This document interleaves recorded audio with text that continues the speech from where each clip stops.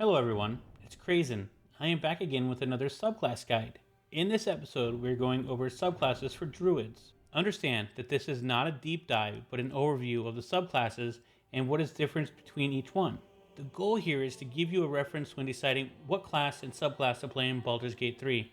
As always, there are chapters below that you can skip to get the information you are looking for. Make sure you like and subscribe if you enjoy this content. Druids are deeply connected to the natural world and draw their magic from the primal forces of the elements, plants, and animals. Druids are often associated with the protection of the environment and the balance of nature. Druids have an affinity to all things nature, even to the point that they can shapeshift into many different creatures. Druids are incredibly versatile characters, capable of adapting to various situations. They are excellent support spellcasters, capable of healing, providing utility, and dealing damage with their spells. They can summon animals to aid them in combat and control a battlefield using spells that manipulate the elements and terrain. Additionally, a druid's wild shape ability allows them to scout ahead, infiltrate enemy territory, or gain an advantage in combat by transforming into powerful beasts. They are proficient in light, medium armor, and shields. They are also proficient in clubs, daggers, javelins, maces, quarterstaffs, scimitars, sickles, and spears. In a party, druids often serve as healers, crowd controllers, and utility casters. They excel at healing wounded allies and providing magical support to the party. The wide range of spells allows them to adapt to different situations and challenges, making them valuable assets in any group. All druid spells are nature-based like Goodberry, Entangle, and Thunderwave. They have a good mix of support, offensive, and control spells. Druids take advantage of prepared spells, which means they can prepare spells at any point while not in combat. This can be handy when setting up an encounter or changing tactics for a challenging fight.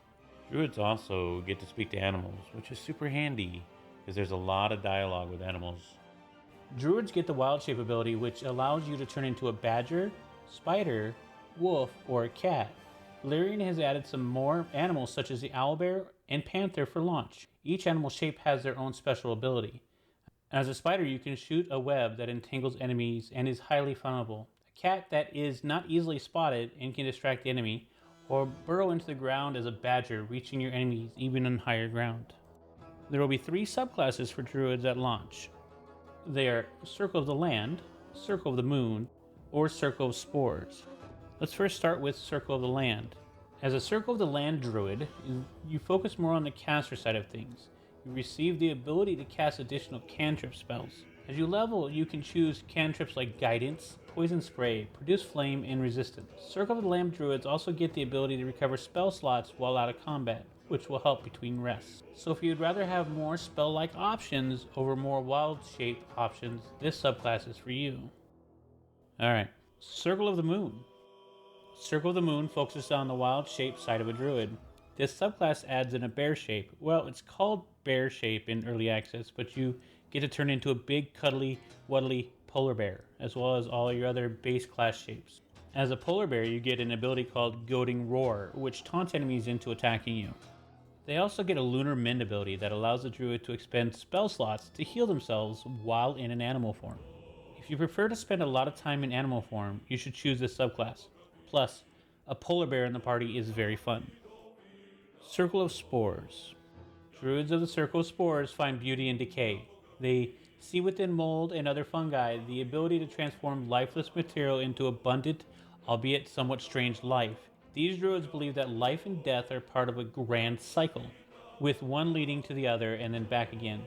Death isn't the end of life, but instead a change of state that sees life shift into a new form. Circle of Spore druids are the new subclass for launch. They will have the ability to raise creatures using spore magic. I hope they make clicking noises just like The Last of Us. They also have a Spore Aura ability early on that causes necrotic damage to those around them, and they are able to channel magic into the aura for different effects. If you want to play a shape-shifting druid that can raise the dead with spores, this subclass is right up your alley. Not much is known about the Spore Druid, and keep in mind that the subclass can change before launch. The druid is a lot of fun, and it sounds like the Spore Druid is going to be interesting with its necromantic take on the world. What class and subclass are you most excited about? Let us know in the comments below. Make sure you like and subscribe as well. As always, thank you for watching, and we will see you in the next video.